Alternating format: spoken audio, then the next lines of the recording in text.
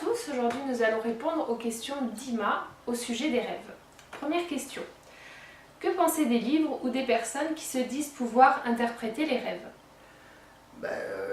Oui, il y a des livres sur l'interprétation des rêves, mais bon, ce sont des généralités. C'est comme si vous achetiez un livre sur comment réparer son véhicule. Voilà, il y a de fortes chances pour que vous ayez juste la panne qui ne soit pas répertoriée sur le bouquin. Bon, de la même façon, un livre d'interprétation des rêves, sachant que ce sont des symboles et qu'un symbole est vivant, il est signifiant, il signifie quelque chose, il veut dire quelque chose. Et surtout, il veut dire quelque chose à condition qu'il soit reliable et donc relié à la personne qui est concernée. Donc un bouquin sur les rêves, c'est comme dire à quelqu'un, je vais te parler d'amour, on va te faire un bouquin sur l'amour, et ce traité sur l'amour ne sera pas adapté à la personne. Il vaut mieux encore avoir affaire à quelqu'un qui nous interprète nos rêves, par exemple, et qui à ce moment-là va pouvoir, par un phénomène on va dire télépathique pour simplifier, qui va pouvoir rentrer en osmose avec la personne, qui va pouvoir lire dans son subconscient, et donc savoir ce que le subconscient a voulu dire. Parce qu'un livre c'est bien, mais c'est des grandes lignes. Hein, c'est comme un livre d'école, le prof c'est mieux qui explique. Voilà. De la même façon, il faut savoir adapter. On ne va pas dire un chat noir ça veut dire ça, s'il a une tache blanche ça veut dire ça, si vous voyez un poisson qui vole dans l'air ça veut dire ça. Non, c'est pas aussi grossier que ça. Je me permets de dire que les bouquins sur le symbolisme, ben c'est bien, voilà, c'est bien pour faire gagner leur vie à ceux qui l'écrivent, mais c'est pas nécessairement quelque chose de bien pour celui qui a besoin de comprendre. Mieux vaut non seulement avoir quelqu'un qui interprète les rêves, mais surtout quelqu'un qui ne vous sorte pas des interprétations toutes faites. L'être humain, ce n'est pas quelque chose qu'on peut faire rentrer dans un carré, dans un cube qui prend tout l'espace. On est tous différents, on est les premiers à le dire en ésotérisme. Nous sommes tous différents. Alors si nous sommes tous différents, s'il vous plaît, pourquoi il y aurait un symbolisme qui se rapporterait à tout le monde ? Il y a un symbolisme, non pas par personne, mais il y a une interprétation symbolique par personne. C'est un petit peu différent, la nuance pourra échapper à quelques-uns, mais disons que même si par exemple un chat noir a un sens, si ce chat noir il est avant un autre objet ou un autre animal, ou s'il se situe dans un contexte différent de la normale, vous ne saurez plus interpréter par rapport au bouquin. Donc il vous faut quelqu'un de vivant, quelqu'un de conscient, et quelqu'un qui puisse accéder au subconscient. Parce que le symbolisme, c'est la lecture du contenu du subconscient, hein, tout simplement. Ces livres et ces interprétations sont-elles issues d'une école ou d'un savoir particulier? Il y a eu plusieurs écoles, hein, le symbolisme initiatique il existe depuis... Bon, après on va dire qu'aussi loin qu'on puisse remonter avec preuve à l'appui, parce qu'il y a des gens qui veulent à tout prix leurs sources, ça me fait toujours marrer ça, les sources.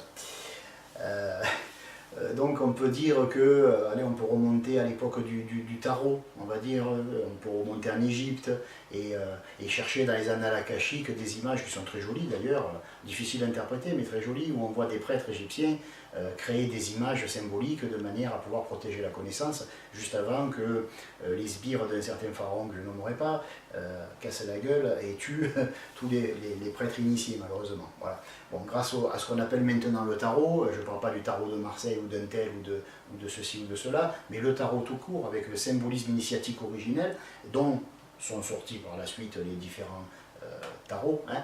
Le tarot originel, on va dire qu'il a été codifié en Égypte aux alentours, entre, j'ai pas la date exacte, j'ai du mal à être exact dans mes visions, mais on va dire entre 1380 et 1450 avant Jésus-Christ. On va dire de 1450 à 1380 plus exactement. Voilà, à peu près. Voilà. Mais on s'en fout, on va dire 1400 avant Jésus-Christ, c'est déjà pas mal. Donc ça fait à peu près 3500 ans ou 3400 ans, il n'y a qu'à compter. Voilà. Les rêves servent en grande partie à vider le subconscient si j'ai bien écouté. D'aussi longtemps que je me souvienne, même lorsque j'étais enfant, je n'ai presque pas de souvenirs de rêves, d'où ma question. Faut-il penser que mon subconscient ne fait pas de vidange, et donc que signifie le fait de ne pas rêver? Alors, premièrement, les rêves ne servent pas à vider le subconscient, tout est double. Ils servent à le vider, certes, mais à le vider dans la conscience, c'est-à-dire de faire passer ce qui est inconscient dans le conscient, ou ce qui est subconscient dans la conscience objective, parce que sinon ça ne servira à rien. Autant prendre un journal et le brûler pour se débarrasser des infos qui seront marquées dessus. Le journal, il faut le lire, sinon on ne saura pas ce qui s'est passé. Voilà. Donc c'est un exemple. Hein. Je ne dis pas qu'il faut lire les journaux, mais je dis que, pour donner un exemple, si vous jetez un bouquin en disant « je l'ai lu », non, voilà. Il ne faut pas vider le subconscient pour le vider. C'est vrai que c'est bien de temps en temps de libérer de la place, mais je veux dire par là que ce qu'il faut surtout, c'est rendre conscient des infos qui sont arrivées trop vite, pas au bon moment, pas dans la bonne façon, et qui ont été placées de côté pour une lecture ultérieure, je dirais, pour une étude, une prise de conscience ultérieure du contenu formel de ce que raconte le subconscient. Donc voilà, et il ne s'agit pas que de mettre l'accent sur le vidage. C'est bien de vider, mais c'est bien surtout de prendre conscience de ce qu'on n'a pas pu réaliser à une certaine époque et qui a été mis de côté. C'est comme quelqu'un à qui on dirait, écoute, je ne peux pas te recevoir, écris-moi, fais-moi un mail, de toute façon je traiterai l'info mais pas de suite. Voilà, c'est ça le subconscient, hein. C'est pas un vidage pour un vidage, c'est pas une poubelle, ce sont des infos qui doivent être traitées parce qu'elles n'ont pas été en temps voulu, donc elles ont été remises à plus tard. Hein, voilà. Donc qu'est-ce que ça veut dire, si j'ai bien compris, c'était quoi la deuxième partie de la question? Alors, faut-il penser que mon subconscient ne fait pas de vidage et donc que signifie le rêve, le fait de ne pas rêver, pardon? Alors, bon, il faut faire la distinction entre les personnes qui sont, on va dire, d'un tempérament extraverti et celles qui sont d'un tempérament introverti. Il y a des personnes qui passent leur journée à réfléchir, à méditer, à analyser. Dès qu'il arrive un événement, ils veulent trouver le symbolisme, ils veulent comprendre ce que ça veut dire. Et puis il y a des gens qui n'en ont rien à carrer, ils n'en ont rien à cirer, ils vivent leur vie, ils ne se posent pas de questions, ils sont contents, mais ils passent à côté de beaucoup de choses, évidemment. Bon, pour ces personnes-là, pour les secondes, pour celles qui vivent tranquillement sans se poser trop de questions et sans avoir d'angoisse métaphysique, on va dire. Pour ces personnes-là, il y a une procédure standard, on va dire, pour l'être humain, hein, au niveau du subconscient. Il y a ce fameux vidage, les rêves, ce qu'on appelle les rêves. Hein. La plupart des rêves sont des vidages, mais pas toujours. Hein. Il y a aussi des rêves symboliques, il y a des rêves qui viennent de gens qui envoient des pensées télépathiques, qui viennent de l'invisible, des maîtres, des instructeurs, des guides, de ce que vous voulez, de ce en quoi vous croyez. Bon. Mais d'une manière générale, on va dire que les gens qui ne rêvent pas, c'est pas un problème. S'ils ne rêvent pas, c'est qu'ils ont une vie, non pas onirique, mais une vie intérieure qui est riche. Ayant une vie intérieure riche, ils sont à même de, on va dire, de gérer le stock d'informations qui sont en souffrance, qui est en souffrance. Toutes ces infos qui n'ont pas été traitées, toutes ces infos qui ont été mises de côté pour plus tard, comme nous le disions tout à l'heure. Bon, ben, il y a des gens qui ont une capacité à s'introvertir, à méditer. Voilà, cette personne-là ne va pas rêver, pourquoi faire? Elle n'a rien à vider, elle n'a rien à traiter parce qu'elle le fait au coup par coup. Il y arrive un événement, qu'est-ce qu'il veut dire, quel c'est le symbole? Ah ben, à la limite, même se prendre un peu la tête, mais de toute façon, ce qui est clair, c'est qu'elle n'aura pas du retard. Elle n'aura pas de retard d'études, elle n'aura pas de retard de prise de conscience. Donc il n'est pas nécessaire qu'elle rêve. Si vous êtes une personne qui ne rêve pas, notez les faits, vous verrez que ça correspond à ce que je vous dis. Tout simplement, vous avez une vie intérieure qui est légèrement plus riche, ou beaucoup plus riche que la moyenne, peu importe, mais vous avez une vie intérieure. Et les gens qui sont très extravertis, qui font du sport, je ne veux pas dire par là qu'ils sont plus cons que les autres, attention, mais je veux dire par là qu'ils ont une vie qui est plus spontanée, moins réfléchie, donc ils sont dans l'instant présent aussi, peut-être, on va dire, pour compenser, mais de toute façon, ils sont obligés d'avoir des rêves, et même certains ont beaucoup de rêves parce qu'ils ne s'occupent pas de leur vie intérieure. Ce n'est pas leur priorité. Leur priorité, c'est vivre, expérimenter. Et voilà, c'est une des deux manières d'expérimenter la vie sur Terre. Hein. Il n'y en a pas une qui est meilleure que l'autre. Bien sûr, si vous êtes de la première catégorie, les introvertis, vous allez dire, ah, c'est supérieur. Si vous êtes extraverti, vous allez dire, ben non, moi je me prends moins la tête, je vis et c'est fini. Mais dans les deux cas, sachez que c'est la bonne version pour vous, c'est tout. Il n'y a pas de bonne version. Si c'était le cas, je le dirais, au risque d'en vexer plus d'un. C'est comme à mon habitude d'ailleurs, mais voilà, c'est pas le cas, il n'y a pas une version qui est meilleure que l'autre, il y a une version que le soi a choisi, le soi a choisi pour vous, et c'est cette version-là qui est vous, qui est la vôtre, et vous n'en avez pas à en changer pour mieux. Alors, dernière question. Rêver est-il un signe de bonne santé physique ou psychique? Ben, je dirais que c'est un peu la suite logique de ce que j'ai dit tout à l'heure, ce que je viens de dire. Rêver ou ne pas rêver ne sont pas des... Enfin, rêver et ne pas rêver ne sont pas des signes de mauvaise ou de bonne santé psychique. Simplement, comme je l'ai dit, si on est introverti, on n'a pas ou moins besoin de rêver. Si on est extraverti, on a tout intérêt à rêver souvent. Il y a des gens qui rêvent 7 fois par nuit. Voilà. On va dire que... Alors, il y a des gens qui disent « nous rêvons tous 7 fois par nuit ». Je l'ai lu une fois. Bon. Non, oui et non. En fait, il y a 7 cycles de probabilité de rêve. Il y a 7 fois où nous montons et descendons dans les cycles alpha, bêta, θ. Et à ce moment-là, il y a probabilité de rêve parce que nous sommes dans une fréquence qui permet au subconscient de se vider dans le conscient. Ça se situe entre 6 et et 9 cycles par seconde à peu près. Hein, voilà, pour ceux qui connaissent les cycles, hein, alpha, bêta, etc.